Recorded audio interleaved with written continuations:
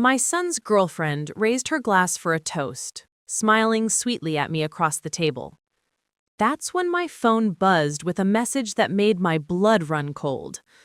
But I kept smiling, kept nodding, because what I discovered that night would destroy their perfect little scheme.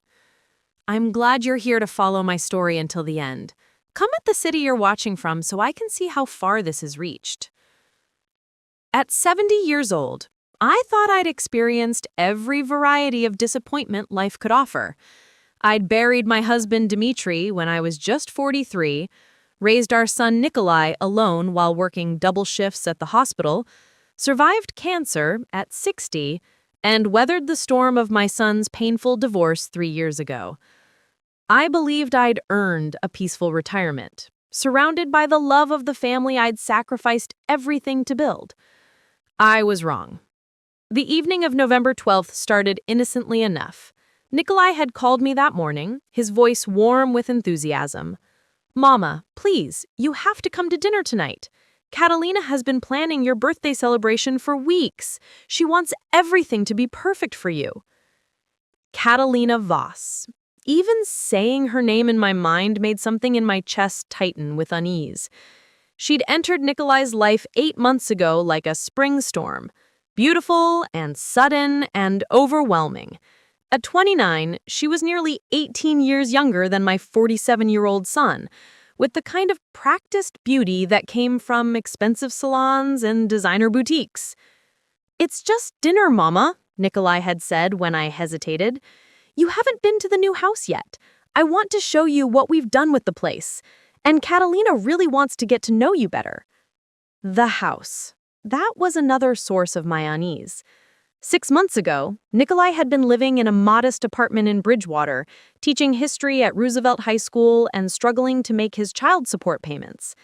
Then Catalina appeared, and suddenly they were purchasing a renovated Victorian townhouse in the expensive Ashmont Heights neighborhood.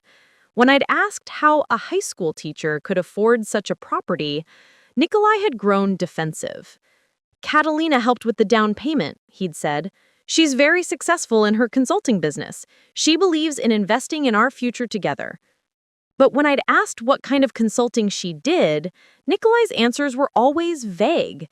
Marketing strategies, brand development, online presence optimization. Words that sounded impressive, but revealed nothing concrete.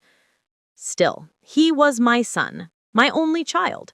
And if this dinner would help build bridges with the woman he'd chosen to share his life, then I would smile and be gracious, even if every instinct I'd honed over 70 decades was whispering warnings. I arrived at the Ashmont Heights townhouse at 6:30, exactly on time. The street was lined with historic homes, each more grand than the last, their windows glowing with warm light against the November darkness. Nikolai's house stood out even among these impressive structures, its sage-green exterior and white trim impeccably maintained, gas lanterns flanking the glossy black front door. Before I could knock, the door swung open to reveal Catalina, dressed in a cream silk blouse and tailored black pants that probably cost more than my monthly retirement check. Her dark hair was swept into an elaborate updo, and her makeup was camera-ready perfect. "Beatrice," she exclaimed, pulling me into an embrace that felt rehearsed rather than warm. "I'm thrilled you could make it. Come in, come in. We have so much to celebrate tonight." She called me by my first name, not Mrs. Volkov, as good manners would suggest for someone she barely knew, but my first name, as if we were old friends rather than virtual strangers who'd met exactly 3 times before tonight. The interior of the house matched its impressive exterior. Hardwood floors gleamed under crystal chandeliers. Original crown molding adorned high ceilings. Expensive artwork hung on walls painted in trendy neutral tones. This wasn't the home of a high school teacher and his freelance girlfriend. This was the home of people with serious money. "Where's Nikolai?" I asked, handing Catalina my coat. "He's just finishing up a phone call in his study," she said, hanging my worn winter coat in a closet filled with luxury garments. "Work-related. You know how dedicated he is. But he'll be down any moment."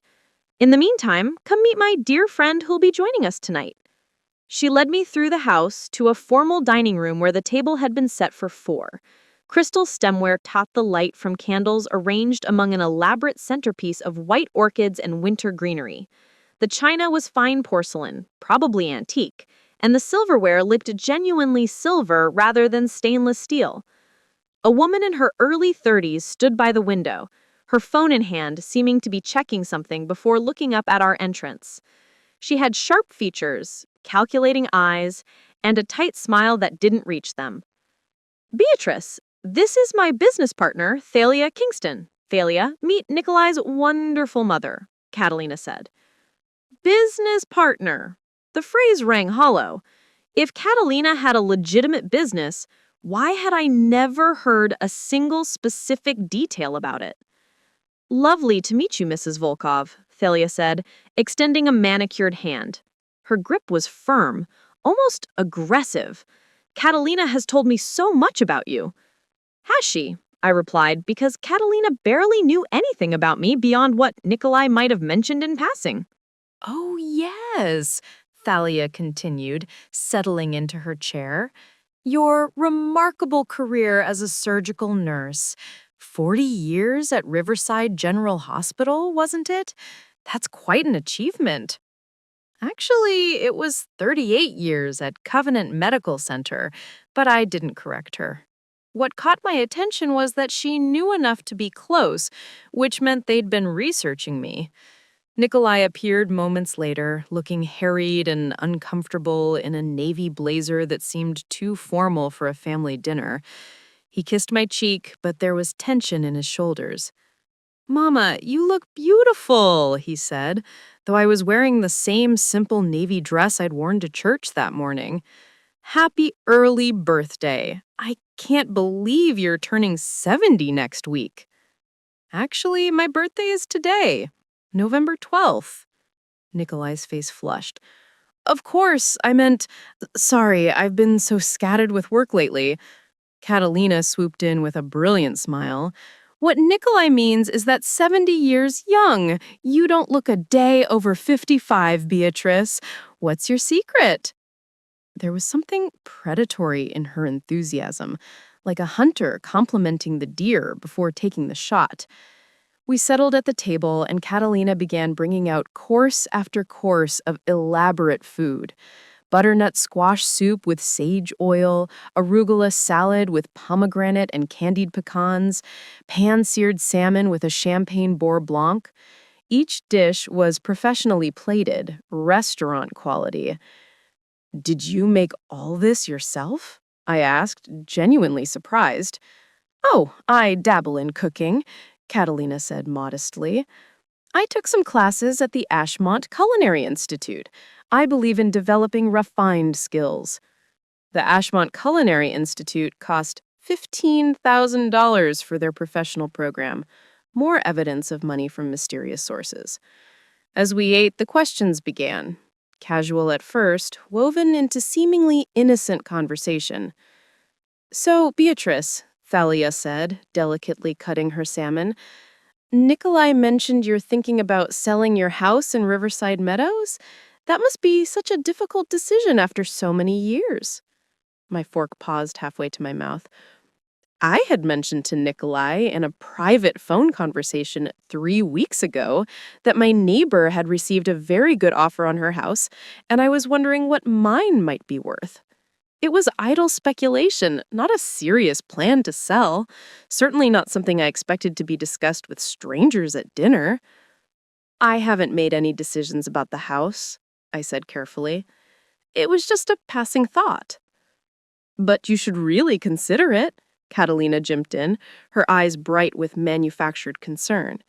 "That's such a big property for one person. 3 bedrooms, 2 bathrooms, that large yard. Think of all the maintenance, the property taxes. Wouldn't you be happier in something more manageable?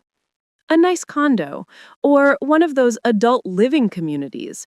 They have wonderful amenities, and you wouldn't have to worry about repairs or yard work."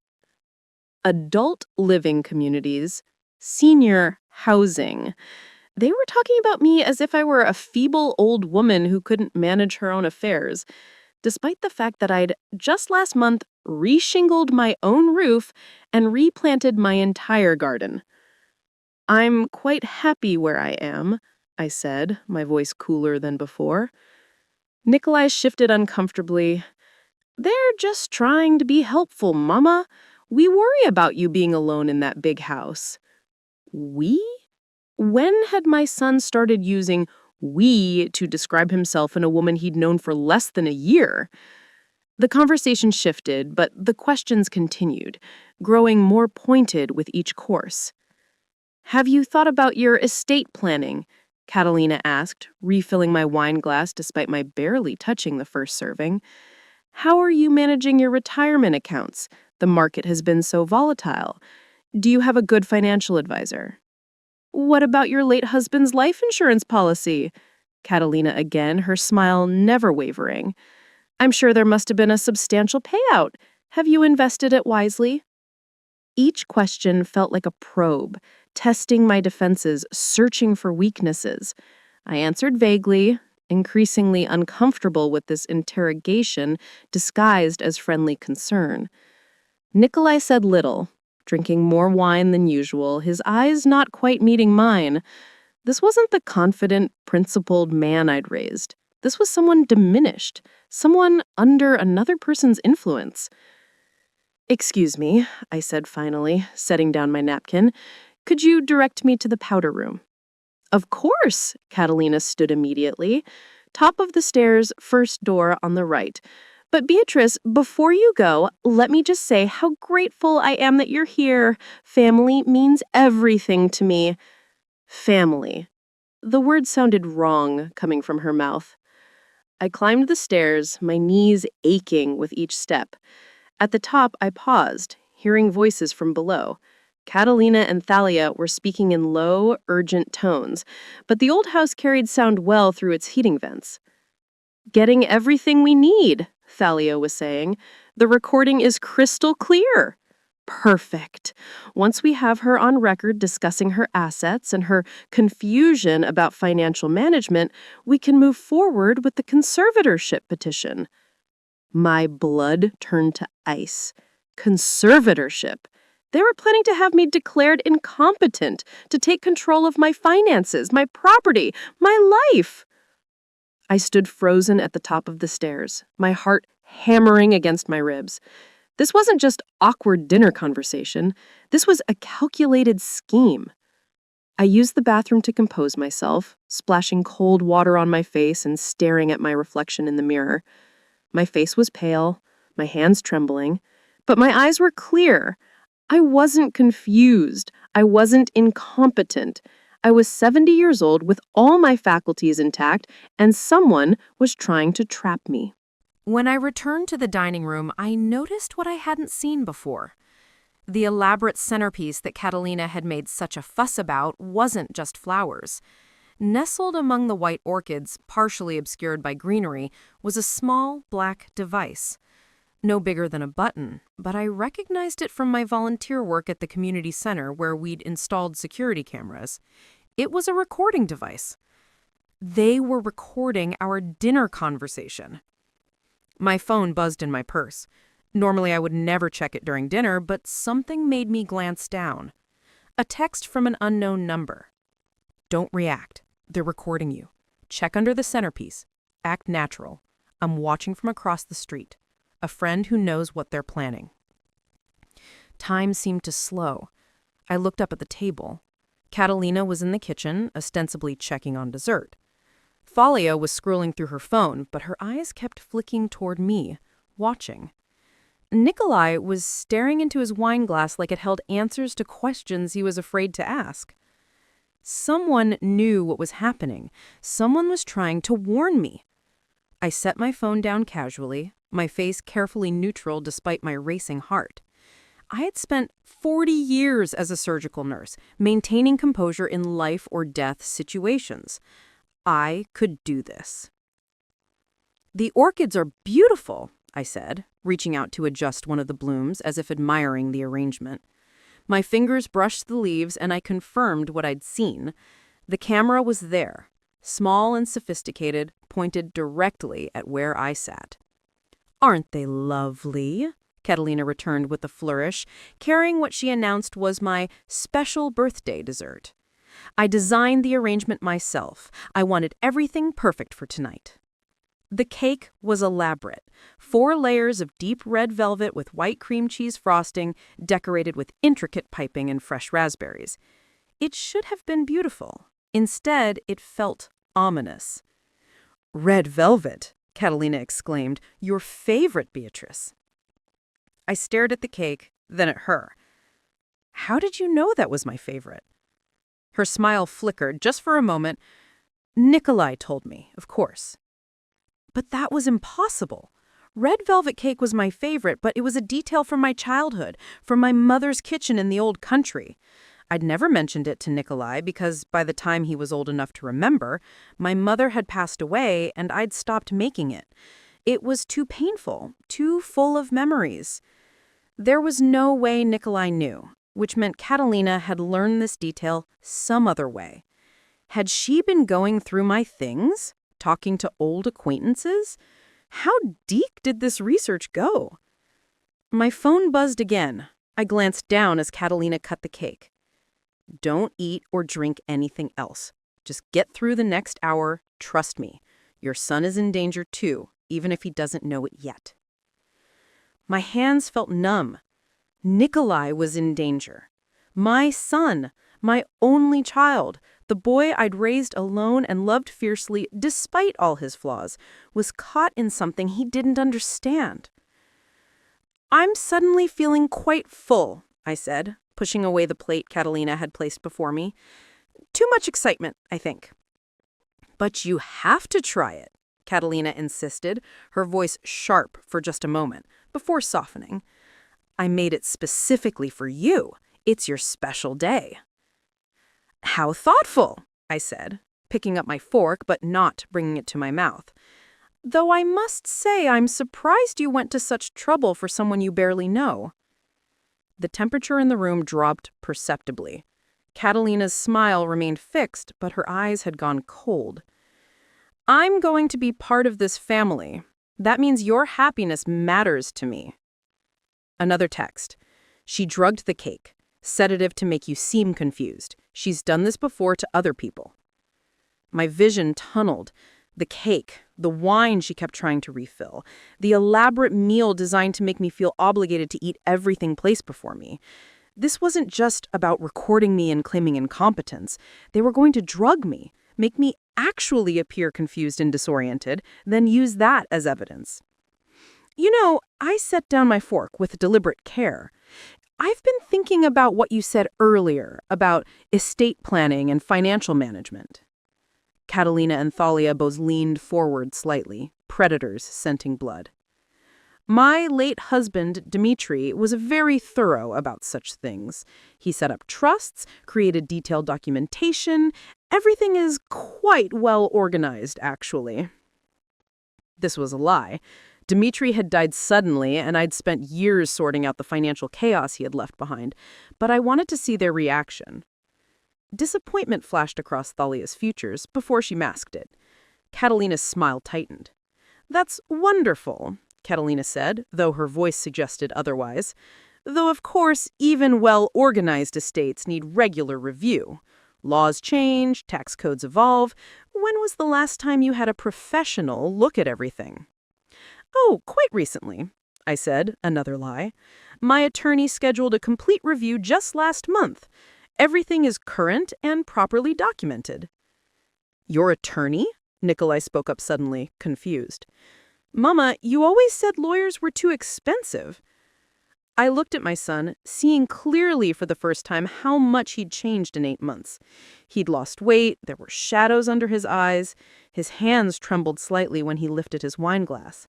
This confident, principled history teacher who had once stood up to the school board over censorship issues was now a shadow, manipulated and controlled. "Things change, Kolya. I'm getting older. It seemed prudent." Another text. "Good. Keep lying about your assets being protected. It makes you less valuable to them. I'm coming to help you leave safely. Be ready to go in 10 minutes. Who was this person? How did they know what Catalina and Thalia were planning? And why were they helping me? I think I should go, I announced, standing up. I'm more tired than I realized. Thank you for the lovely dinner, Catalina. But you haven't had your cake. Catalina's voice had an edge of desperation now. And we have gifts for you. Please, Beatrice, just stay a little longer. I really must go, I insisted, moving toward the hallway where my coat hung. Nikolai stood, swaying slightly. Mama, don't be rude. Catalina worked so hard on tonight. Your mother is tired, Thalia said, her voice smooth and reasonable. Perhaps she's feeling confused. Maybe she should rest here for a while. Confused. There was that word again, the one they wanted to attach to me to justify whatever legal action they were planning. I'm not confused, I said firmly. I'm 70 years old, and I know when I'm tired. Nikolai, will you walk me to my car? He looked torn, glancing between me and Catalina. Before he could respond, the doorbell rang. We all froze. Catalina and Thalia exchanged quick, alarmed glances. Who could that be? Catalina asked, her voice tight. The doorbell rang again, more insistently. I'll get it, I said, moving quickly to the door before anyone could stop me. I opened it to find a woman in her mid-40s, dressed in a business suit, holding a briefcase. She was professional, composed, and somehow familiar, though I couldn't place where I'd seen her before. Mrs. Beatrice Volkov, she said clearly, loud enough for everyone behind me to hear. I'm Patricia Whitmore, attorney with Whitmore and Associates. You called my emergency line earlier this evening regarding concerns about potential financial exploitation. I hadn't called anyone, but I understood immediately what she was doing. Yes, I said, relief flooding through me. Thank you for coming so quickly. Behind me, I heard a crash. Catalina had dropped something in the kitchen. Thalia was suddenly very interested in her phone. Nikolai looked utterly bewildered. What's going on? He asked. Mama, what is she talking about? Patricia Whitmore stepped inside, her presence commanding immediate authority. Mrs. Volkov contacted me with concerns about pressure being placed on her regarding her estate and property. Given her age and the circumstances she described, I felt it warranted immediate attention. I hope I'm not interrupting anything important. Her eyes swept the room, taking in the elaborate dinner, the recording device in the centerpiece, the uneaten cake, the two women who looked like they'd been caught with their hands in the cookie jar. These are serious allegations, Catalina said sharply, her sweet persona dropping away. Beatrice has been drinking wine all evening. She's confused. We were just trying to have a nice family dinner. I've had half a glass of wine, I said clearly, and I'm not confused. Someone has been recording our conversation without my knowledge or consent, asking invasive questions about my finances, and I have reason to believe there are substances in the food I was encouraged to eat. That's insane, Catalina shouted. Nikolai, tell them. Your mother is being paranoid and delusional. But Nikolai was staring at the centerpiece, finally seeing what I'd seen. The camera. His face went white. What is that? He asked quietly. Catalina, what is that in the flowers? It's nothing, Thalia said quickly. It's a recording device, Patricia Whitmore said calmly. Quite illegal to use in Maryland without all parties' consent. Mrs. Volkov, I think we should leave now. I have my car outside. My phone buzzed one more time. Patricia is with me. You're safe now. We have a lot to tell you. As I gathered my coat and purse, Nikolai stood in the middle of his expensive dining room, looking lost and betrayed. Part of me wanted to comfort him, but a larger part knew he'd chosen his side when he'd allowed these women to plot against his own mother. Kolya, I said softly at the door, when you're ready to talk, really talk, call me. But until then, I think we need some distance. Mama, I don't understand what's happening, he said, and he sounded like the little boy who used to come to me with scraped knees and broken dreams. I know you don't, I replied. That's what worries me most. I walked out into the cold November night, following Patricia Whitmore to a sleek black sedan parked across the street. Inside, I could see another figure in the driver's seat. As we drove away from the Ashmont Heights townhouse, I looked back to see Catalina and Thania standing in the doorway, their faces twisted with rage. Nikolai was standing behind them, small and confused in his own expensive house.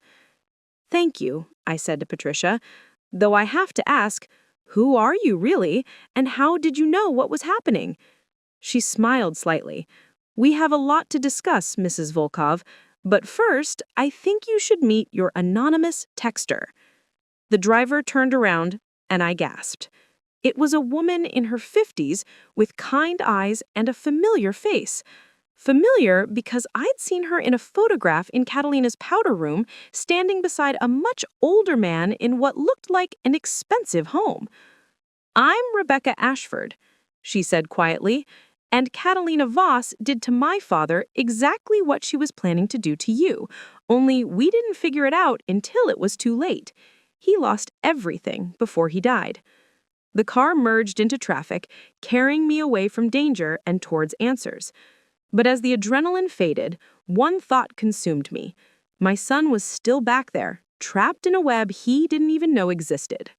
Rebecca Ashford drove in silence for several blocks before pulling into the parking lot of a quiet diner on the outskirts of Bridgewater.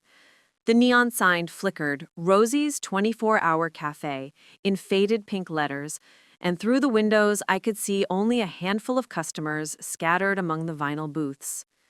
"We'll be safe here," Patricia Whitmore said from the passenger seat, turning to look at me. "It's public enough that they won't try anything, but quiet enough that we can talk freely." My hands were still trembling as I unbuckled my seatbelt. The adrenaline that had carried me through the dinner and escape was fading, leaving behind a bone-deep exhaustion and a growing sense of unreality. Had I really just fled my own son's home? Was my only child truly involved in a scheme to steal everything I'd worked for? Inside the diner, we chose a corner booth away from the other patrons. A tired-looking waitress with Donna on her name tag took our order without much interest. 3 coffees, black. I didn't think I could stomach anything else after that dinner. Once Donna had shuffled away, Rebecca folded her hands on the table and looked at me with eyes that held a deep, familiar pain. The kind that comes from loving someone you couldn't save. "I know you have questions," she began, "and I promise I'll answer all of them, but first I need you to understand something important. What happened to you tonight, what they were planning, it's not random. Catalina Voss is a professional. She's done this before, multiple times, and she's very, very good at it." "Done what exactly?" I asked, my voice hoarse. "Steal from elderly people?" "It's more sophisticated than simple theft," Patricia interjected, pulling a manila folder from her briefcase. "It's called Financial Elder Abuse Through Conservatorship Fraud. Catalina targets older individuals with assets, usually through romantic relationships with their children or other family members. She gains access to their homes, their financial information, their trust. Then she works to isolate them and create evidence that they're mentally incompetent. She spread several documents across the table. Court papers, bank statements, medical records, all bearing different names but following a sickeningly similar pattern. Once she has enough evidence of confusion or diminished capacity, Patricia continued, she files for emergency conservatorship through a lawyer she has in her pocket. The court appoints her or an associate as conservator, giving them legal control over the victim's finances and property. By the time the victim realizes what's happening, everything they own has been liquidated or transferred into accounts Catalina controls. I stared at the documents, my vision blurring, but surely someone notices. Surely there are safeguards. "You'd think so," Rebecca said bitterly, "but the system is designed to protect vulnerable adults from exploitation, which ironically makes it easier to exploit them if you know how to manipulate it." A concerned daughter-in-law petitioning for conservatorship of her partner's elderly mother who seems confused about her finances? Judges see it as family looking out for family. Tell me about your father, I said quietly, looking at Rebecca. You said Catalina did this to him. Rebecca's eyes filled with tears, but she blinked them back. My father was Howard Ashford. Maybe you've heard of him. He owned Ashford Manufacturing, employed about 200 people in the industrial district. I had heard of Ashford Manufacturing. It had closed down about 2 years ago. I remember reading about it in the paper. Dozens of families left without jobs. A local institution shuttered after 60 years in business. Dad was 74 when he met Catalina. Except back then, she wasn't calling herself Catalina Voss. She was Marina Castellano, a business consultant who specialized in manufacturing efficiency. My blood ran cold. Different name, same profession, same vague job description. She came to Dad through my brother, Marcus. Rebecca's voice broke slightly on the name. Marcus was 49, divorced, lonely. She was 26, beautiful, attentive. She made him feel young again. Within 3 months, they were living together. Within 6 months, she'd moved into Dad's house to help take care of him after he had a minor stroke.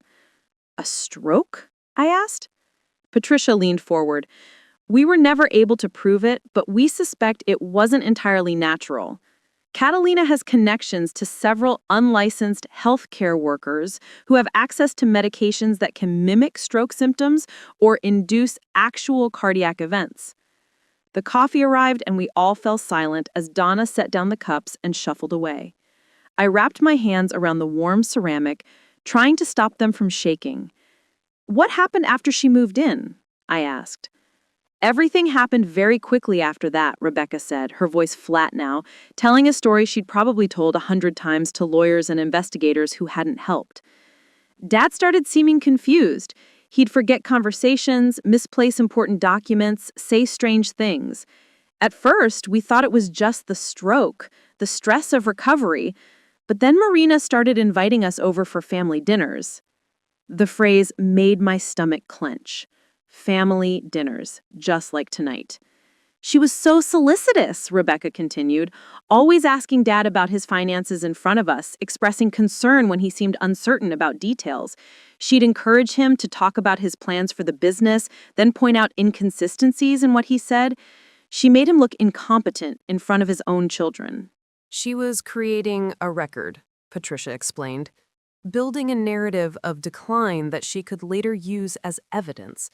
And she was likely drugging him as well, using sedatives or other medications that would genuinely impair his cognitive function during these gatherings. We were so stupid, Rebecca whispered. We believed her when she said she was worried about him. We actually thanked her for taking such good care of him. I thought about Nikolai, about how he'd watched tonight as Catalina questioned me about my finances and suggested I was too old to manage my own home. Had he believed her concerns were genuine, or had he known what she was doing? How long did it take, I asked, before she filed for conservatorship? 8 months, Rebecca said. Almost exactly the same amount of time Catalina has been with your son. She's very consistent in her timeline. 8 months is apparently long enough to establish a pattern of behavior and gather evidence, but not so long that family members become too suspicious. 8 months. We were right at that threshold. The petition came from a lawyer named Vincent Drexel, Rebecca continued. He presented video evidence of Dad appearing confused during family gatherings, medical reports from a doctor we'd never heard of, claiming Dad was in cognitive decline, testimony from Marina about how worried she was, how much she loved Dad and Marcus, how she just wanted to ensure Dad was protected. And the court granted it? I asked, though I could already guess the answer. Emergency temporary conservatorship, Patricia confirmed, which gave Marina immediate control over all of Howard's accounts and property pending a full hearing. By the time that hearing happened 3 months later, most of Howard's liquid assets had been transferred out of his accounts. The business had been sold at a fraction of its value to a company that turned out to be a shell corporation Marina controlled. The family home had been mortgaged to its full value, and that money was gone too. Where was your brother during all this? Marcus, wasn't that his name? Rebecca's face hardened. Marcus testified for Marina at the conservatorship hearing. He told the court that Dad had been confused for months, that Marina was doing an excellent job caring for him, that the family was grateful for her dedication. He believed her, I said softly, thinking of Nikolai. She was under her spell, Rebecca corrected. By that point, she'd convinced him that we were the bad guys, that we were trying to take Dad's money for ourselves, that only Marina truly cared about Dad's welfare.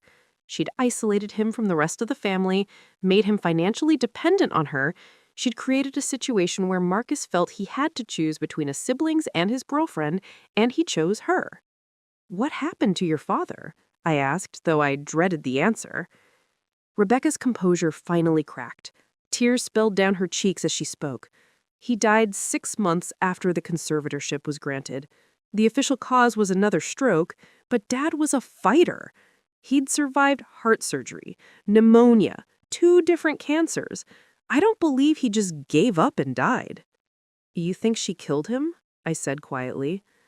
I think she had taken everything that made his life worth living. His business was gone, his home was in foreclosure, his son wouldn't speak to his other children, he was living in a nursing facility paid for by Medicaid because all his money was gone. Yes, I think she killed him. Maybe not with a weapon or poison, but she killed him just the same. We sat in silence for a long moment. Through the diner window, I could see the occasional car passing on the highway, normal people living normal lives, unaware that predators like Catalina existed in their world. "How did you figure out what she was? That she was a con artist?" I asked finally. "I hired a private investigator after Dad died. I couldn't let it go. I couldn't accept that we'd just lost everything without understanding why. The investigator tracked Marina's real identity. Her name isn't Marina Castellano, and it isn't Catalina Voss either. Her real name is Catherine Vanderwall, and she's originally from Oregon." Patricia pulled out another set of documents. "Catherine has been running variations of the scam for at least 12 years. We've identified 6 previous victims, all elderly individuals with substantial assets, all targeted through romantic relationships with their middle-aged children. She changes her name, alters her appearance slightly, moves to a new city, and starts over." 6 victims? I breathed. "How much money are we talking about?" "Conservatively, about $8 million over 12 years. Though it's hard to track because she's very good at hiding money through shell corporations and offshore accounts. The legal system moves slowly, and by the time anyone realizes they've been defrauded, she's already moved on to the next target." "Why hasn't she been arrested? If you know all this, if you have evidence..." "It's complicated. Elder abuse cases are notoriously difficult to prosecute. The victims are often dead or truly mentally compromised by the time charges could be filed. The family members who testified for the conservatorship are reluctant to admit they were duped. And Catherine is very careful about creating legal cover for everything she does. On paper, she's always a concerned caregiver who followed proper legal procedures. But you've been investigating her, following her. You knew she was targeting me." Rebecca nodded. "After Dad died and we learned the truth about Marina, or Catherine, or whatever she wants to call herself, I became obsessed. I tracked her movements, learned her patterns. When she resurfaced in Maryland as Catalina Voss, and I saw social media posts about her new boyfriend, a high school teacher with an elderly mother who owned property in Riverside Meadows, I knew exactly what was happening." "Why didn't you warn me sooner?" I asked, trying to keep accusation out of my voice. "Why wait until tonight?" "Because we needed evidence," Patricia explained. "We needed to catch her in the act, with undeniable proof of what she was doing. If I'd come to you weeks ago with stories about a con artist named Catherine Vanderwall, would you have believed me? Would your son have believed me? Or would Catalina have convinced you both that Rebecca was a crazy woman, harassing her because of some family grudge?" She was right, of course. If a stranger had approached me with this story before tonight, I would have dismissed it as outlandish. I would have believed Nikolai when he insisted Catalina was a good person who'd been unfairly maligned. "So you've been watching us," I said. Following Catalina? I have a private investigator named Thomas Chen keeping tabs on her activities, Rebecca confirmed. He's the one who discovered the recording devices she'd planted in your son's home, not just in the dining room centerpiece, but in the living room, the master bedroom, even the home office. She's been documenting everything for weeks, gathering footage and audio of you interacting with your son. To use as evidence at the conservatorship hearing, I realized. Exactly. She would have edited together clips showing you appearing confused, forgetful, unable to manage complex discussions about finances. She'd have Thalia Kensington, her accomplice, testify about witnessing your cognitive decline. She'd have your own son say he was worried about you. And she'd have that drugged cake ready to ensure you actually were confused and disoriented when they called for an emergency medical evaluation tonight. The enormity of it was overwhelming. This wasn't just greed or opportunism. This was a sophisticated, well-planned operation designed to destroy people's lives for profit. Who is Thalia Kensington? Is that even her real name? As far as we can tell, yes, Patricia said. Thalia is Catherine's half-sister. She plays different roles in each con, sometimes as a business partner, sometimes as a healthcare worker, once as a concerned neighbor. She's the one who usually gets appointed as conservator because she has no prior criminal record and appears to be an upstanding citizen. And Vincent Drexel, the lawyer? He's been disbarred in 2 other states for ethics violations, but he's still licensed in Maryland. He specializes in conservatorship cases and has a reputation for being very aggressive in pursuing them. We believe he gets a percentage of whatever assets Catherine manages to acquire. This is insane, I said, my voice rising. The few other customers in the diner glanced our way. I lowered my voice. This is a criminal conspiracy. Why aren't the police involved? Because we haven't had actionable evidence until tonight, Rebecca said. Catherine is careful never to do anything explicitly illegal herself. She doesn't forge documents or directly steal money.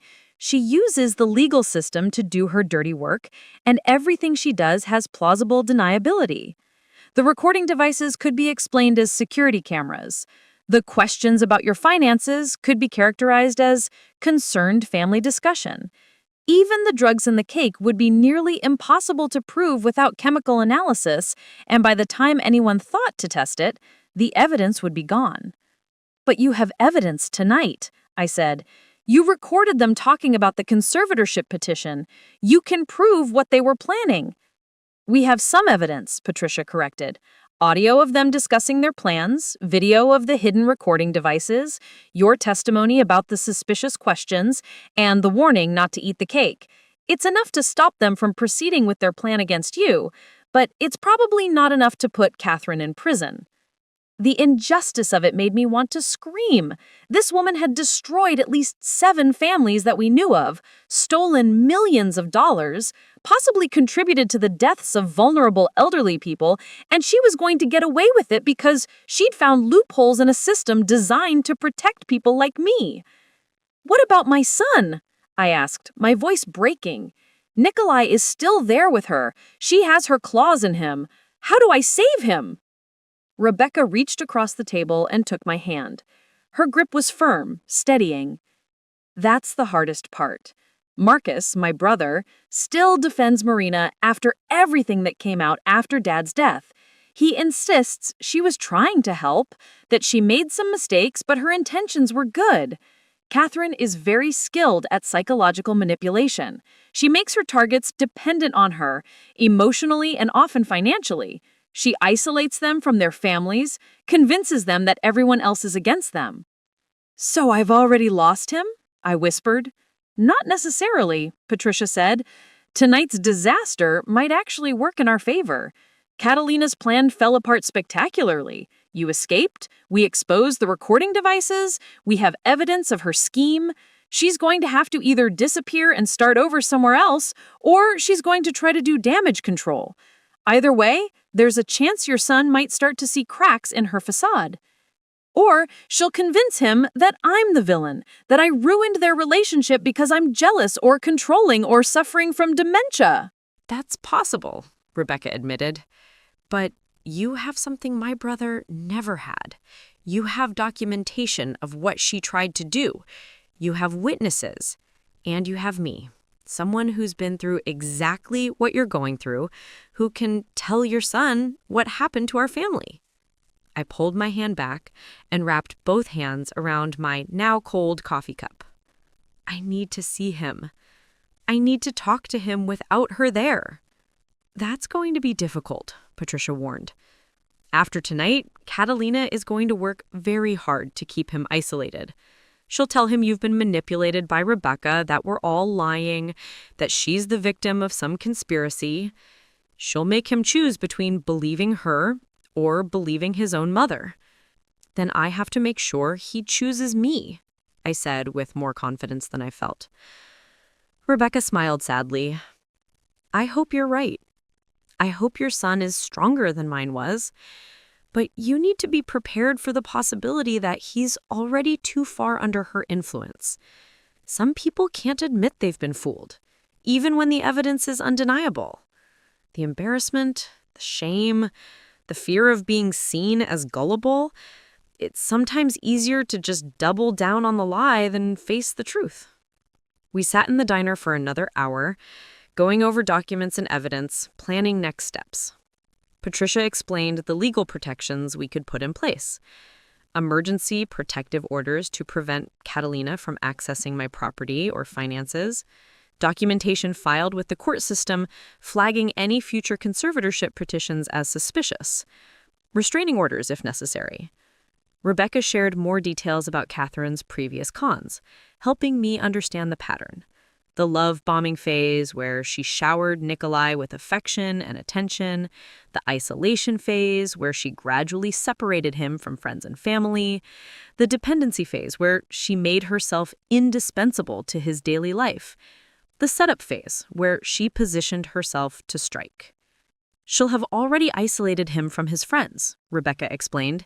That's standard procedure. She identifies his closest relationships and finds ways to create friction. Maybe she insults his best friend in a way that seems innocent but drives a wedge between them. Maybe she encourages him to skip social activities because she's planned something special just for the two of them. Gradually, his entire social world shrinks down to just her. I thought about how I hadn't heard Nikolai mention his friend Derek in months. Derek, his college roommate who used to come over for poker nights every month. Or his colleague, Amanda, who used to be his carpooling partner. When had those relationships faded away? She'll also be controlling his finances by now, getting him to combine bank accounts with her or convincing him to give her access to manage bills because she's better with money than he is. That way, if he ever tries to leave, he's financially trapped. But Nikolai is intelligent. He's educated, worldly. How could he fall for something so obvious? Intelligence doesn't protect you from emotional manipulation, Rebecca said gently. If anything, intelligent people sometimes fall harder because they think they're too smart to be conned. They rationalize away the red flags because admitting they've been fooled feels impossible. By the time we left the diner, it was nearly midnight.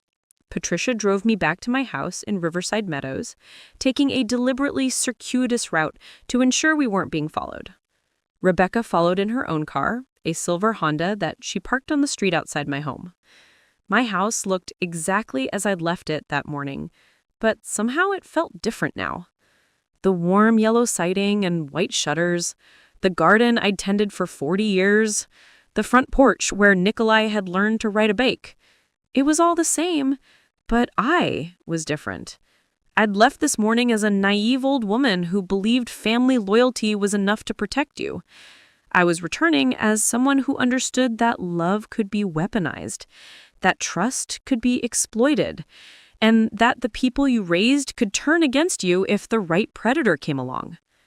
We'll take turns watching your house tonight, Rebecca said as we stood on my front porch. Thomas is already set up down the street.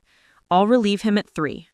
Catalina is going to be furious that her plan failed, and we need to make sure she doesn't try anything desperate. You think she'd come here? I asked, alarmed. I think she's unpredictable when cornered. In Oregon, when One of her previous marks figured out what she was doing and threatened to go to the police. His house was burglarized. Nothing of obvious value was taken, but personal documents, financial records, and photo albums were destroyed. He couldn't prove she was behind it, but the message was clear. I have copies of everything important in a safe deposit box. Dmitri insisted on it after we had a small fire in the garage years ago. Good. Keep it that way. And Mrs. Volkov, Beatrice, I need you to understand something. This isn't over. We stopped one attack tonight, but Catalina has invested 8 months in this con. She's not going to walk away easily. She's going to try again, probably in a different way. You need to be vigilant. I nodded, exhaustion washing over me in waves. Thank you, both of you. I don't know what would have happened tonight if Rebecca hadn't warned me. You would have eaten that cake. You would have become disoriented and confused. They would have called an ambulance expressing concern about your mental state. By tomorrow morning, there would have been an emergency conservatorship petition filed with video evidence of your cognitive decline and testimony from concerned family members. Within a week, you would have lost control of everything you own. The starkness of it took my breath away. How close I'd come to losing everything, my home, my independence, my dignity. All of it could have been gone in a matter of days, and I would have been powerless to stop it. Get some rest, Patricia said. Tomorrow, we'll start building your legal defenses, but tonight, just rest. You're safe. I watched them drive away, Rebecca's Honda finding a parking spot with a clear view of my front door, before I finally went inside. The house was cold. I turned down the thermostat before leaving that morning, not expecting to be gone so long. I moved through the familiar rooms, turning on lights, checking locks, seeing everything through new eyes. This was what they wanted to take from me. This home that held 40 years of memories. The kitchen, where I'd taught Nikolai to make his father's favorite soup. The living room, where we'd spent countless evenings reading together. The small office, where I'd balanced the family budget and paid bills with careful attention to every dollar. The bedroom I'd shared with Dmitri until cancer took him 27 years ago. How dare they? How dare Catalina think she could just walk into my life and steal everything I'd worked for? How dare she manipulate my son and turn him into a weapon to use against me? I made myself a cup of tea and sat at the kitchen table where I had sat thousands of times before. My phone, which I'd silenced during the long conversation at the diner, showed 17 missed calls, 12 from Nikolai, 5 from an unknown number that was probably Catalina. I listened to Nikolai's voicemails. The first few were confused, asking me to call him back, saying there must be some misunderstanding. By the 5th message, his tone had changed. He sounded angry. Mama, what were you thinking?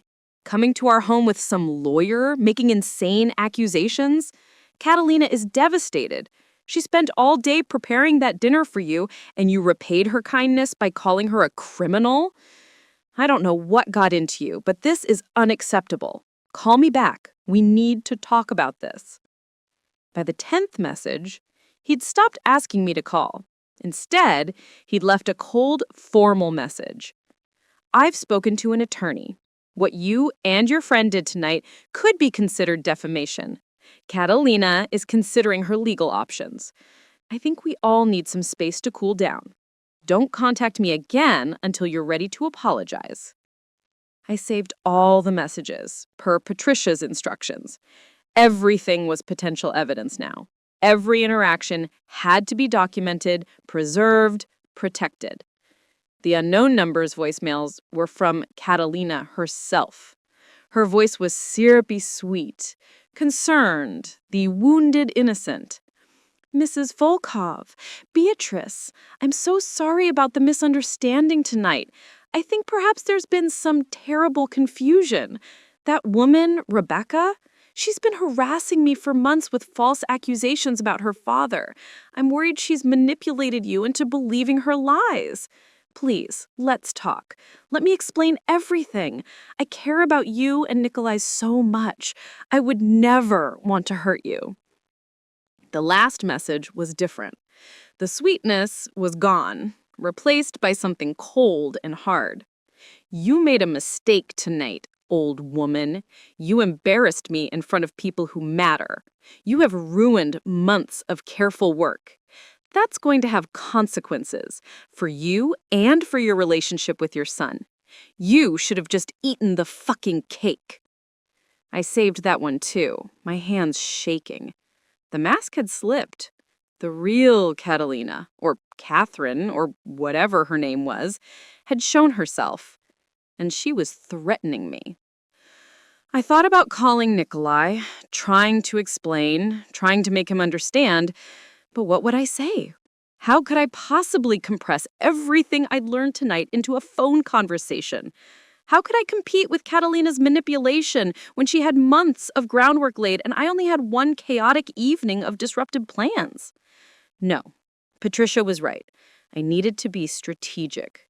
Emotional appeals wouldn't work. I needed evidence, documentation, irrefutable proof. And I needed to be patient, even though every instinct was screaming at me to go to Nikolai right now and shake him until he saw the truth. I finished my tea and climbed the stairs to my bedroom, each step an effort. My body ached with tension and exhaustion. I changed into my nightgown, brushed my teeth, went through all the familiar rituals of bedtime. But when I lay down in my bed, in the room I'd slept in for 40 years, sleep wouldn't come. I kept seeing Nikolai's face at that dinner table, the way he had avoided my eyes, the way he had drunk too much wine trying to escape into numbness, the way he had looked confused and small when Patricia revealed the recording device.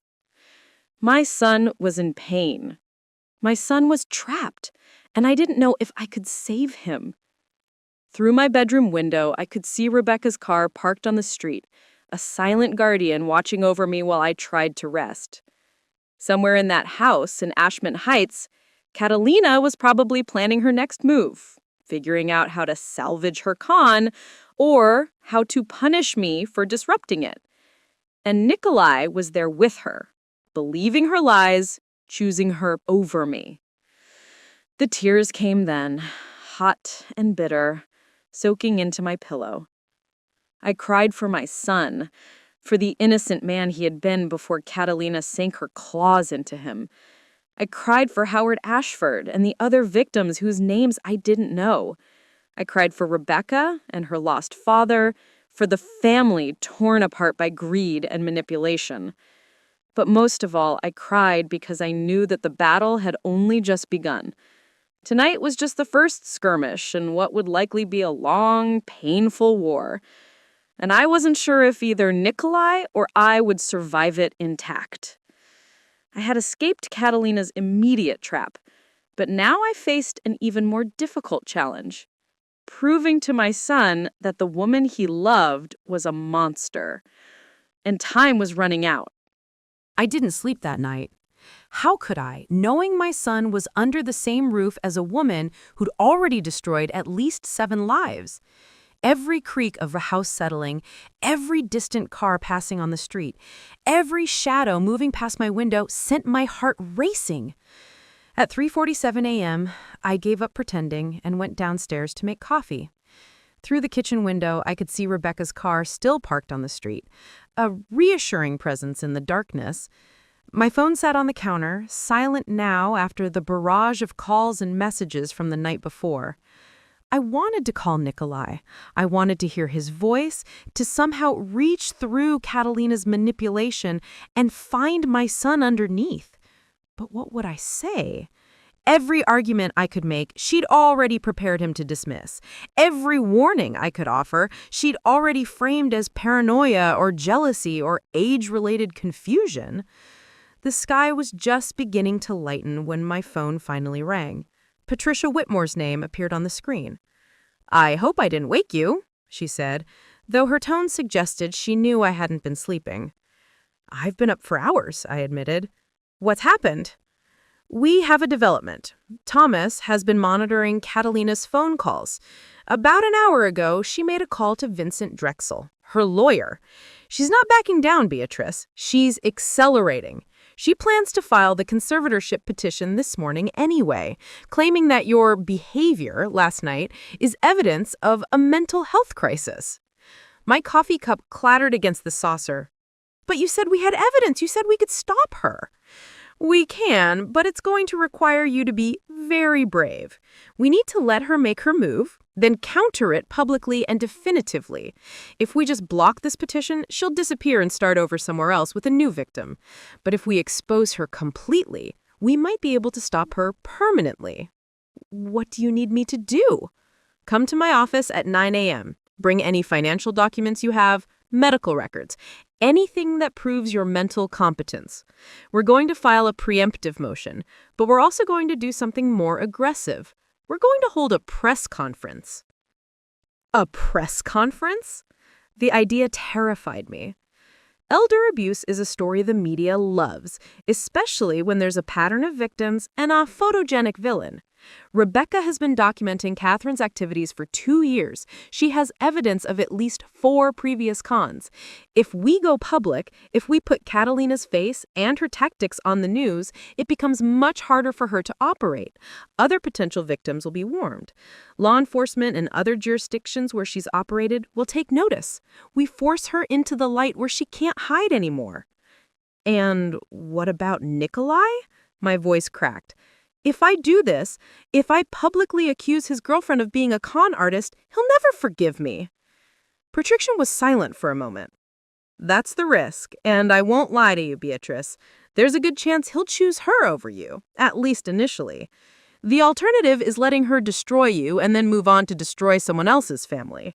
Only you can decide which outcome you can live with. I looked around my kitchen, at the home I had built, at the life I had created through decades of hard work and sacrifice. Then I thought about Howard Ashford, dying in a nursing home after losing everything. I thought about Rebecca's family, torn apart by Catherine's greed. I thought about the unknown victims in other cities, other families destroyed by this predator. I'll be at your office at 9, I said. The next few hours passed in a blur of preparation. I gathered my documents, medical records showing my recent physical exam with excellent cognitive function scores, financial statements proving I managed my accounts competently, my work history demonstrating 40 years of responsible decision-making. Rebecca arrived at 7 with breakfast and moral support. Her presence was a reminder that I wasn't alone in this fight. "How's Nikolai?" I couldn't help asking. Rebecca's expression was pained. "Thomas says he left for work this morning. Catalina stayed at the house. She's been on the phone constantly, probably coordinating with Drexel and Thalia. She knows we're planning something." At 8:30, Patricia picked us up. Her law office was in downtown Bridgewater, a modest suite in a building that had seen better days, but her credentials on the wall were impressive. 20 years specializing in elder law, numerous awards from advocacy organizations, a reputation for taking on cases others wouldn't touch. The press conference is set for 2 p.m. That gives us time to file our motion this morning and prepare your statement. I've invited reporters from the Tribune, Channel 7 News, and several online news outlets that cover consumer protection issues. Rebecca will be there to tell her father's story, and we have written statements from 2 other victims who are willing to go on record. 2 others? Rebecca looked surprised. I thought everyone else was too afraid or too ashamed. I've been building this case quietly for months, ever since Rebecca first came to me with her father's story. I've tracked down 3 previous victims, and 2 agreed to provide statements if we could guarantee their anonymity would be protected. They can't face cameras, but their written accounts will be powerful evidence. She spread documents across the conference table, bank statements showing the pattern of theft, court records from previous conservatorship cases, social media posts where Catherine had been careless enough to brag about her lifestyle. Photos of her with different names in different cities, always with a middle-aged man, always moving in circles of wealthy elderly people. "This is incredibly thorough," I said, scanning the materials. It has to be. We're not just defending you, Beatrice. We're trying to stop a serial predator. The standard of evidence needs to be overwhelming. At 10:15, Patricia filed our motion with the Circuit Court, a formal objection to any conservatorship petition that might be filed against me, accompanied by extensive evidence of my mental and financial competence, and a counterpetition asking for a restraining order against Catalina Voss, Falia Kensington, and Vincent Drexel, claiming harassment and attempted financial exploitation. At 10:47, as predicted, Drexel filed his emergency conservatorship petition on behalf of Catalina and Nikolai, citing my erratic and paranoid behavior and requesting immediate temporary conservatorship to protect Mrs. Volkov from herself. Perfect, Patricia said grimly when the clerk called to inform us. He took the bait. Now we have everything on record. The hours until the press conference crawled by. Patricia coached me on what to say and what not to say. Stay factual. Don't let emotion overwhelm the message. Tell your story simply and clearly. Let the evidence speak for itself. Rebecca paced the conference room, her nervous energy filling the space. What if Catalina doesn't show up? What if she just runs? Then she runs, and we've at least saved Beatrice and warned potential future victims. But I don't think she'll run. She's invested too much in this con, and her ego won't let her believe she can't talk her way out of this. At 1:30, we drove to the Bridgewater Community Center, where Patricia had reserved a room for the press conference.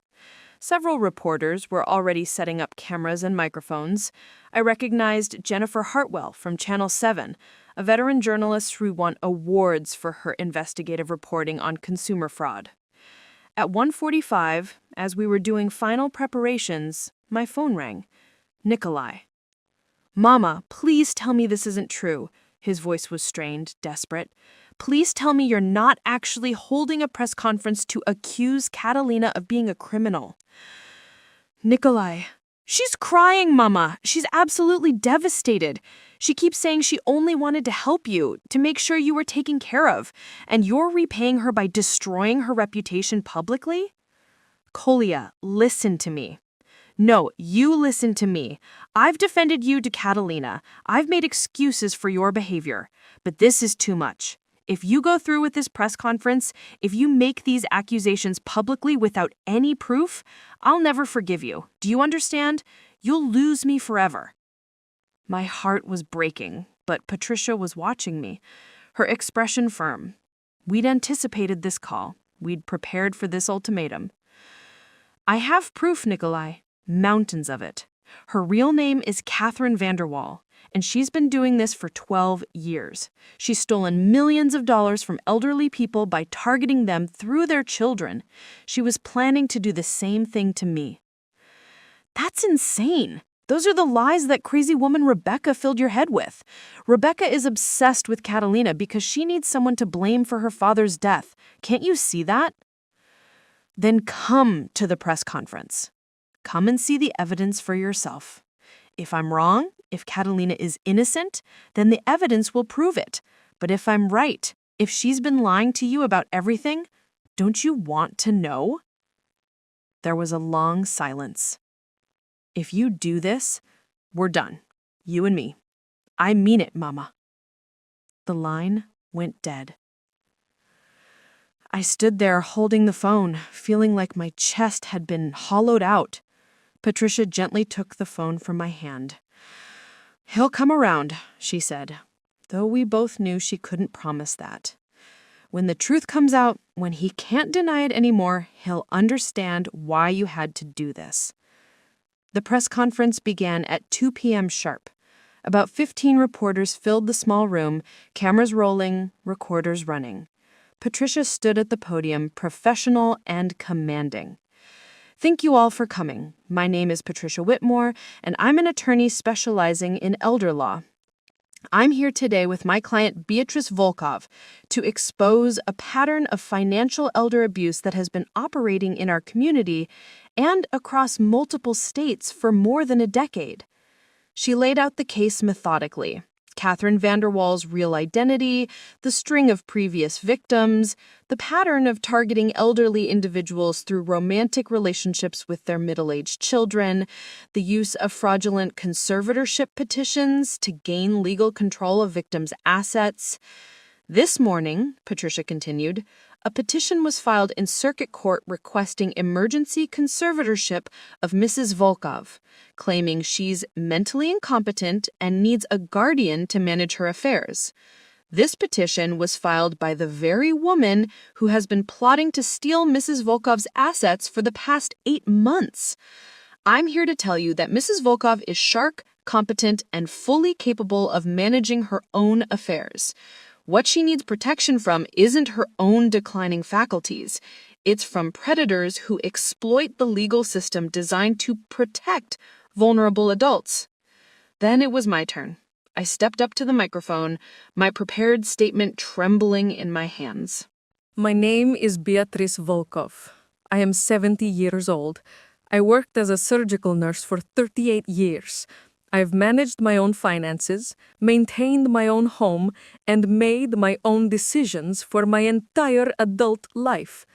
Last night, I discovered that a woman named Catalina Vaz, who has been dating my son for 8 months, has been secretly recording me, asking invasive questions about my finances, and planning to drug me with sedatives to make me appear confused and incompetent.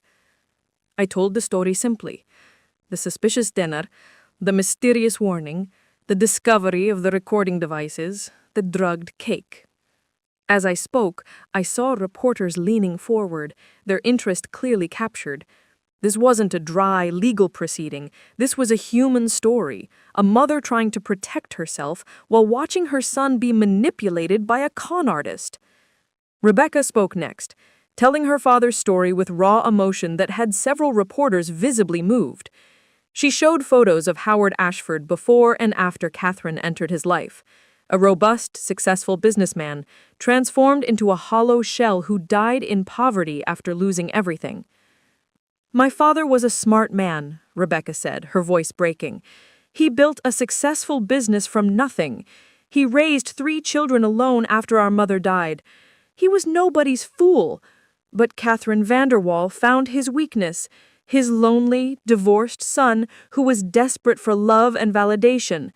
She exploited that weakness, turned my brother against his own family, and destroyed my father's life for profit. And now she's trying to do the same thing to Mrs. Volkov and her son. Patricia then read statements from 2 other victims, their names redacted for privacy, but their stories chillingly similar. The pattern was undeniable. This wasn't an isolated incident or a misunderstanding. This was a predator who had refined her techniques over years of practice. The questions from reporters came fast and furious. Had we contacted law enforcement? Yes, and they were now investigating. Did we have concrete evidence? Yes, and we'd be providing it to prosecutors. Where was Catherine Vanderwall now? We didn't know, but we hoped she was watching and understood that her operation was finished. The press conference lasted 45 minutes. As it was wrapping up, there was a commotion at the back of the room. The door burst open and Catalina stormed in, Nikolai trailing behind her, looking miserable. "This is outrageous," Catalina shouted, striding toward the podium. Every camera immediately swung toward her, and I saw a flash of uncertainty cross her face as she realized she just made herself the center of attention. "These are lies, all lies. I am a victim of harassment by an unstable woman who can't accept that her son has moved on with his life." "Miss Vanderwall," Patricia said calmly, deliberately using her real name. "Or should I call you Miss Voss? Or perhaps Marina Castellano, the name you used in Oregon 3 years ago? Or Christine Vaughn from Colorado?" Catalina's face went white. "I don't know what you're talking about." "Then you won't mind explaining why your fingerprints match those of Marina Castellano, who was investigated for elder abuse in Portland 3 years ago. Or why the Social Security number on your Maryland driver's license belongs to a woman who died in 2018. The room erupted. Reporters shouted questions. Cameras flashed. Catalina stood frozen, her carefully constructed persona crumbling in real time. "This is a setup," she said, her voice losing its polish, an accent I'd never heard before creeping in. "You can't prove any of this." "Actually, we can," Rebecca said, stepping forward. "I've spent 2 years documenting your movements, your previous identities, your victims. The FBI is currently reviewing evidence of wire fraud, identity theft, and racketeering. You're done, Catherine." I watched my son's face as the reality crashed over him. Nikolai looked between Catalina and me, his expression cycling through disbelief, horror, and finally understanding. The woman he loved, the woman he defended against his own mother, was standing in front of news cameras being exposed as a serial con artist. "Nikolai," Catalina turned to him, her voice desperate now, reverting to the sweet, manipulative tone she'd used so effectively on him. "Nikolai, please, you know me. You know I would never hurt anyone. They're lying. They fabricated all of this because they're jealous of what we have." But something had shifted in Nikolai's face. Maybe it was seeing her real name revealed. Maybe it was hearing Rebecca's story and recognizing the parallels to his own situation. Maybe it was simply that the mask had finally slipped too far to be ignored. "Is it true?" he asked quietly. "Is your name really Catherine? Were you investigated in Oregon?" "Nikolai, I can explain." "Is it true?" His voice was louder now, harder. Catalina's face twisted into something ugly. The sweet girlfriend disappeared entirely, replaced by something cold and vicious. "You're pathetic," she spat at him. "A middle-aged teacher living in a rental apartment, driving a 10-year-old car, still paying off your ex-wife. You were supposed to be easy. Your rich mommy was supposed to be an easy mark. But no, you had to have a conscience. You had to feel guilty about the questions I was asking her." The room was utterly silent, except for the whirring of cameras capturing every word. "That house," Nikolai said slowly, understanding dawning. "The house in Ashmont Heights. I couldn't afford it. You said you'd help me with the down payment, but there was no down payment. You bought it outright.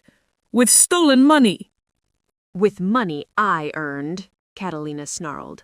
"From people who were too old and stupid to appreciate what they had, your mother included.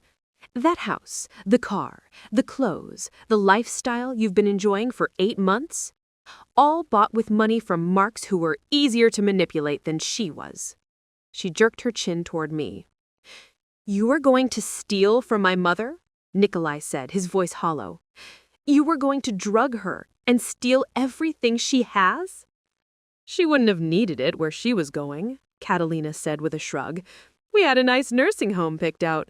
Medicaid would have covered it once her assets were properly redistributed." The casual cruelty of it seemed to break something in Nikolai. He turned away from her, his face crumpling, and looked at me for the first time since entering the room. "Mama. Oh God, Mama, what have I done?" I stepped down from the podium and walked to my son. He collapsed into my arms like he used to when he was small, when the world was too much and only his mother could make it better. "It's okay," I whispered, holding him tight while cameras flashed around us. "It's okay, Koya. She's very good at what she does. You're not the first person she's fooled, and you wouldn't have been the last." Behind us, Patricia was coordinating with building security to prevent Catalina from leaving. 2 police detectives who'd been waiting outside came in, badges displayed. Catalina was still ranting, her polished facade completely shattered, revealing the mercenary predator underneath. "You can't prove anything," she was saying, even as Detective Morrison read her rights. "You think some old lady's paranoid delusions are going to hold up in court?" "Actually," Detective Chen said, holding up an evidence bag containing the recording devices removed from Nikolai's house, "we think these illegal recording devices, combined with testimony from multiple victims, forensic accounting showing the trail of stolen funds, and your own recorded statements about drugging Mrs. Volkov, are going to hold up just fine." As they led Catalina out in handcuffs, she turned and looked directly at me. The hatred in her eyes was pure and absolute. "You should have just eaten the cake, old woman," she hissed. "I'm glad I didn't," I replied calmly. "I'd hate to have missed seeing you finally face consequences for what you've done." The press conference had turned into something much bigger than any of us had anticipated. The footage of Catalina's meltdown and confession went viral within hours. By evening, it was the lead story on every local news channel and several national outlets. The investigation that followed was extensive. Detective Chen and his team traced Catherine Vanderwaal's activities across 6 states and 12 years. They identified 9 confirmed victims and suspected at least 4 more. The total amount stolen exceeded $12 million, although much of it had been hidden in offshore accounts and shell corporations that would take years to fully unravel. Phalia Kensington was arrested 2 days later trying to board a flight to Costa Rica. Vincent Drexel's law license was suspended pending investigation, and he eventually agreed to cooperate with prosecutors in exchange for reduced charges. The legal proceedings took months. Catherine eventually pleaded guilty to multiple counts of fraud, elder abuse, identity theft, and conspiracy. She was sentenced to 15 years in federal prison. It wasn't enough. Not really. Not for the lives she'd destroyed and the families she'd torn apart. But it was something. Nikolai struggled enormously in the aftermath. The house in Ashmont Heights was seized as proceeds of crime. His bank accounts, which Catalina had access to, were drained. He'd lost touch with most of his friends during the 8 months of isolation she'd engineered.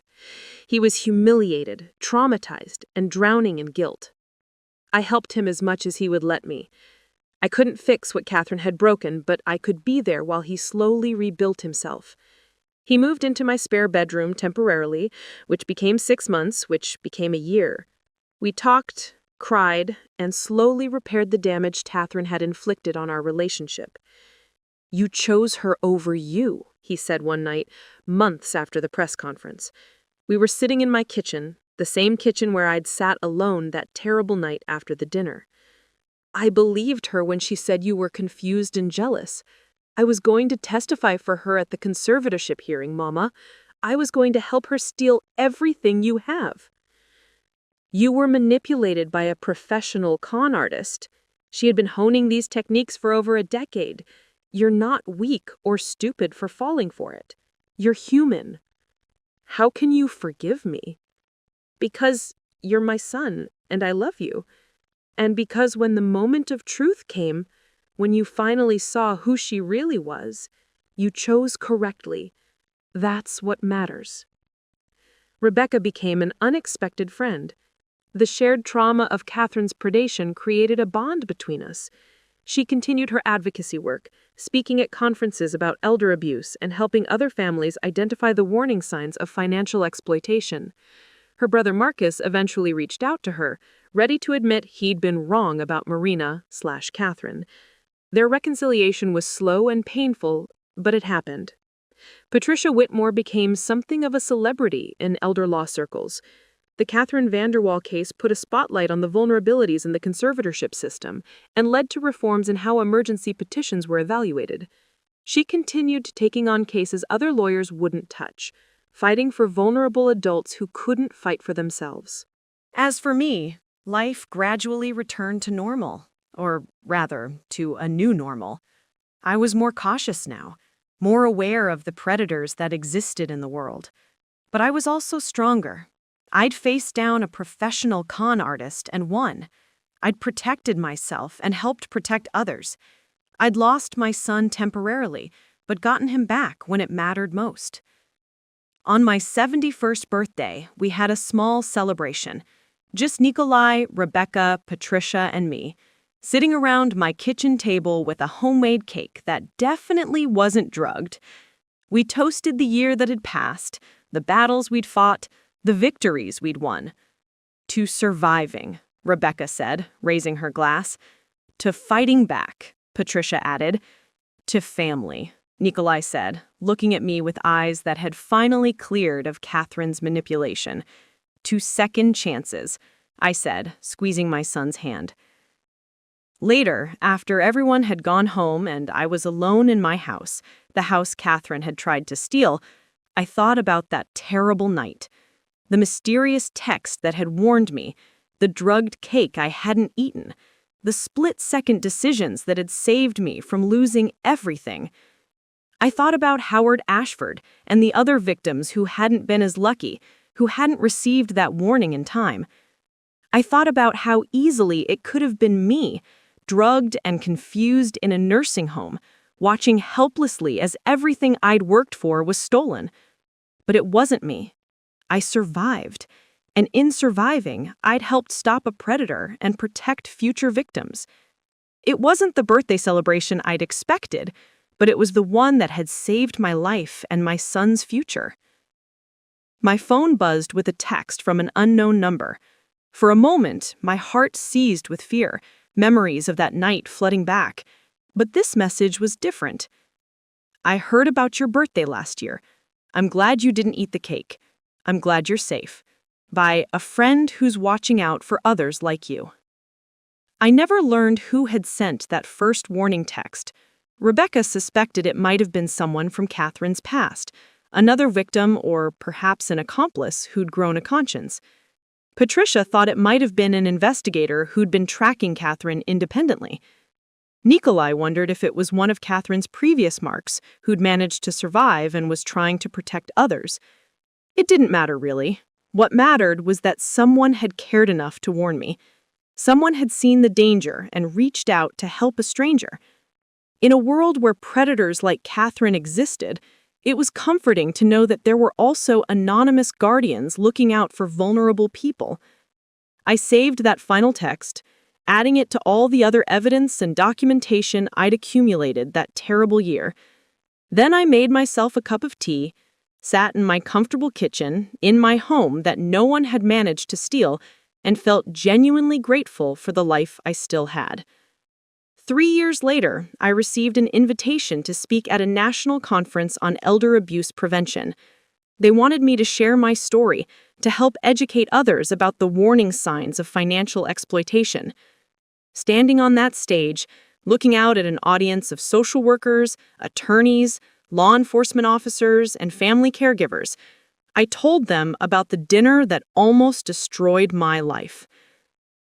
Pay attention to sudden changes in your elderly loved one's relationships. Pay attention to new friends or romantic partners who isolate them from family, who ask lots of questions about finances, who position themselves as indispensable. Pay attention to your own instincts. If something feels wrong, it probably is.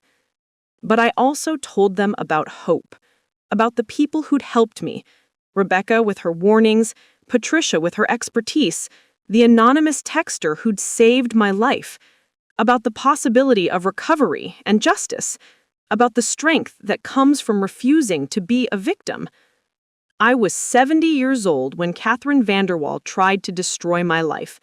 I'm 73 now, and I'm still here, still fighting, still living independently in my own home.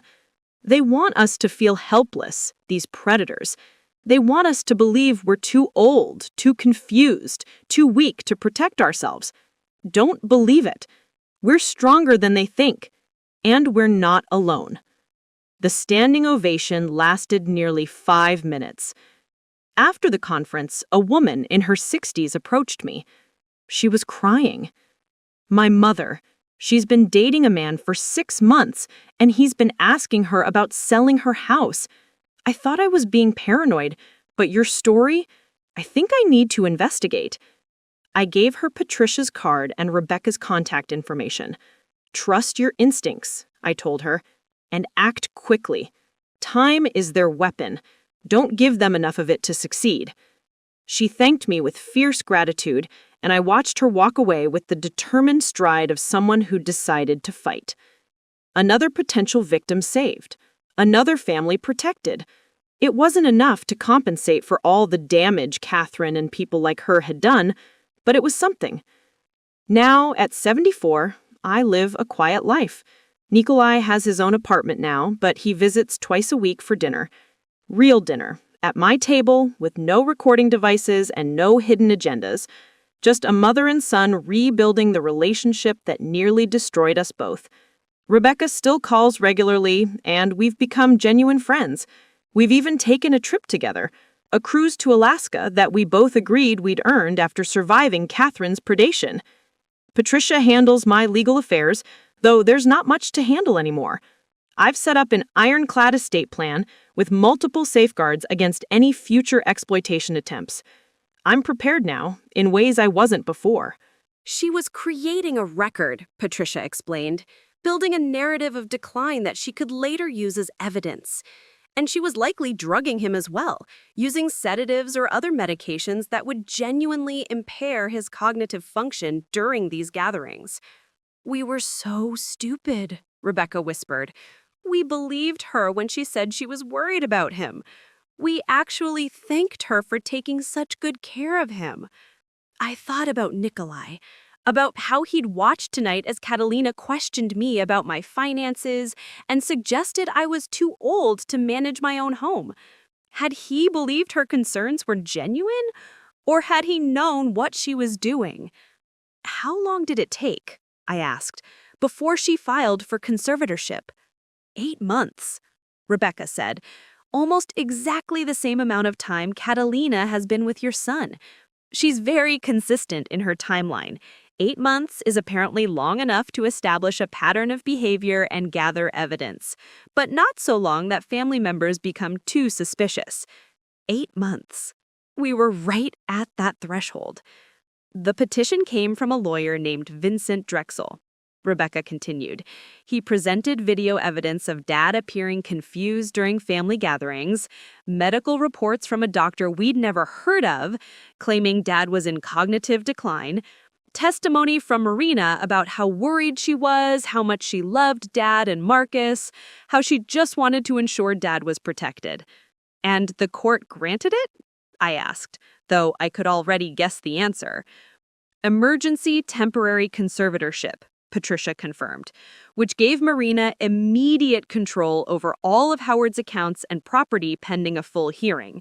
By the time that hearing happened 3 months later, most of Howard's liquid assets had been transferred out of his accounts, the business had been sold at a fraction of its value to a company that turned out to be a shell corporation Marina controlled, the family home had been mortgaged to its full value, and that money was gone too." "Where was your brother during all this?" "Marcus, wasn't that his name?" Rebecca's face hardened.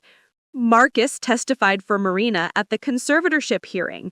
He told the court that Dad had been confused for months, that Marina was doing an excellent job caring for him, that the family was grateful for her dedication."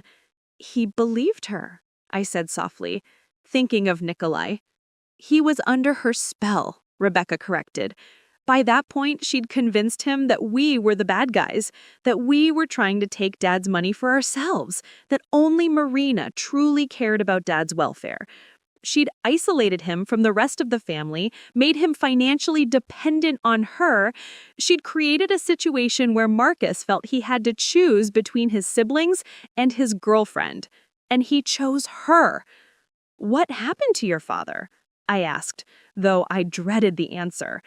Rebecca's composure finally cracked. Tears spilled down her cheeks as she spoke.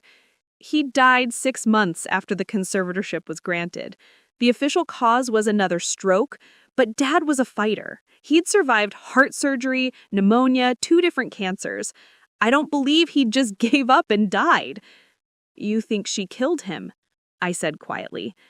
"I think she had taken everything that made his life worth living.